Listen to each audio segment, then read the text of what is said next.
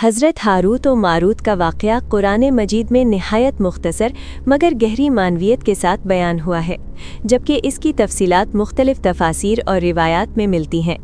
سب سے پہلے اس واقعے کا ذکر قرآن مجید کی سورۃ البقرہ میں آتا ہے، اور وہ اس چیز کے پیچھے لگ گئے جو شیاطین سلیمان علیہ السلام کی سلطنت میں پڑھا کرتے تھے، اور وہ اس چیز کی پیروی کرنے لگے جو بابل میں 2 فرشتوں ہاروت اور ماروت پر اتاری گئی تھی۔ یہ آیت ہمیں 3 اہم باتیں بتاتی ہے۔ یہ واقعہ بابل میں پیش آیا۔ ہاروت و ماروت 2 فرشتے تھے، وہ جادو کی آزمائش کے لیے بھیجے گئے تھے۔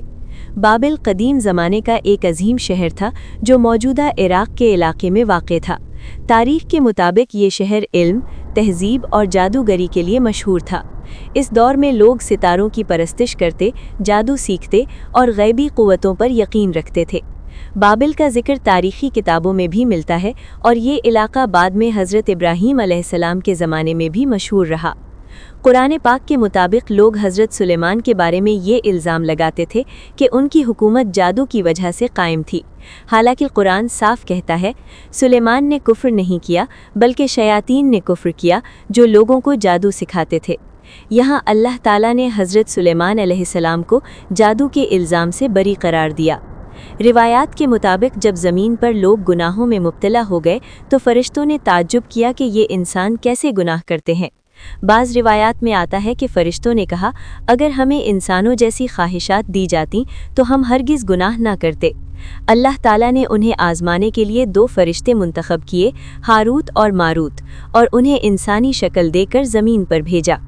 روایات میں آتا ہے کہ اللہ تعالیٰ نے انہیں چند احکام دیے: شرک نہ کرنا، زنا نہ کرنا، شراب نہ پینا، قتل نہ کرنا۔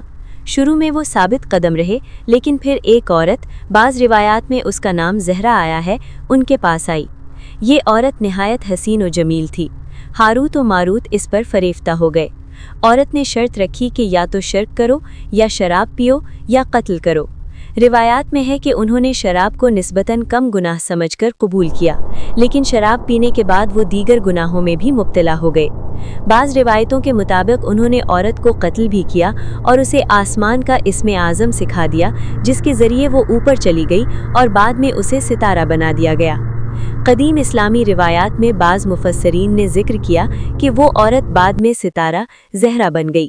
سائنسی طور پر یہ سیارہ وینس یعنی صبح و شام کے وقت نظر آتا ہے، حالانکہ بہت سے علماء نے اس روایت کو ضعیف قرار دیا ہے اور کہا ہے کہ یہ اسرائیلی روایات سے ماخوذ ہے۔ قرآن کے مطابق ہاروت و ماروت لوگوں کو جادو سکھاتے تھے، لیکن پہلے خبردار کرتے تھے ہم تو آزمائش ہیں، بس کفر نہ کرو۔ وہ جادو کی حقیقت سمجھاتے تھے تاکہ لوگ اس سے بچیں، لیکن کچھ لوگ اسے سیکھ کر میاں بیوی میں جدائی ڈالنے جیسے کاموں میں استعمال کرتے تھے۔ اسلام میں جادو ایک حقیقت ہے، مگر یہ اللہ کی مشیت کے بغیر اثر نہیں کر سکتا۔ جادو کے ذریعے میاں بیوی میں اختلاف، وہم اور خوف، بیماری جیسے اثرات، لیکن یہ سب اللہ کے اذن سے ہوتا ہے۔ علماء کی آراء: بعض علماء کہتے ہیں ہاروت و ماروت واقعی فرشتے تھے، بعض کہتے ہیں وہ نیک انسان تھے۔ امام ابن کثیر رحمہ اللہ نے لکھا ہے کہ قرآن کے ظاہر الفاظ کے مطابق وہ فرشتے تھے۔ یہ واقعہ سے ہمیں حاصل ہونے والے اسباق: تکبر ہلاکت کا سبب ہے، انسان کی آزمائش سخت ہوتی ہے، گناہ کو معمولی سمجھنا خطرناک ہے، علم اگر غلط نیت سے ہو تو نقصان دیتا ہے، اللہ کی رحمت وسیع ہے مگر آزمائش بھی سخت ہے۔ انجام: روایات کے مطابق ہاروت و ماروت کو دنیا میں ہی عذاب دیا گیا۔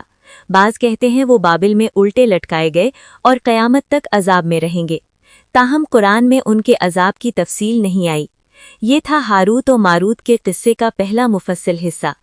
قرآن میں جو باتیں یقینی طور پر موجود ہیں: سورۃ البقرہ میں یہ ذکر آتا ہے کہ یہ واقعہ بابل میں پیش آیا۔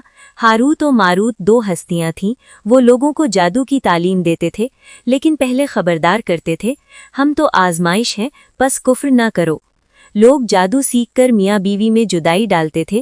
حضرت سلیمان علیہ السلام نے کفر نہیں کیا بلکہ شیاطین جادو سکھاتے تھے۔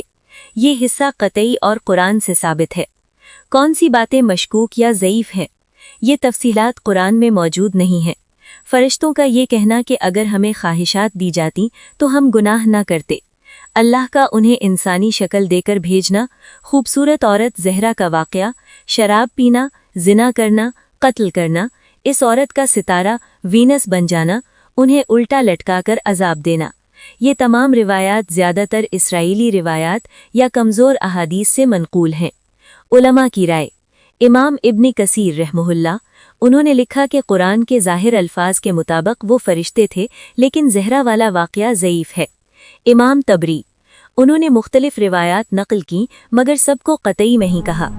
इमाम कुर्तुबी, उन्होंने भी इसराइली रिवायात का जिक्र किया लेकिन तंबीह की कि उन पर मुकम्मल यकीन ना किया जाए। क्या वो वाकई फरिश्ते थे? अक्सर मुफस्सिरीन के नज़दीक वो फरिश्ते थे, लेकिन उन्होंने कुरान के मुताबिक कोई गुनाह किया, इसकी सरीह तसरीह कुरान में नहीं है। कुरान सिर्फ उन्हें आजमाइश करार देता है। ज़हरा इक्वल्स वेनस वाली बात, ये रिवायत साइंसी या कुरानी तौर पर साबित नहीं है। सैयारा ज़हरा के साथ जो कहानी जोड़ी जाती है वो मुस्तनद इस्लामी अक़ीदा नहीं है।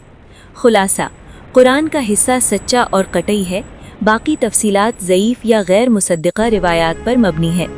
ज़हरा, शराब, कत्ल, उल्टा लटकाने वाली बातें यकीनी तौर पर साबित नहीं है।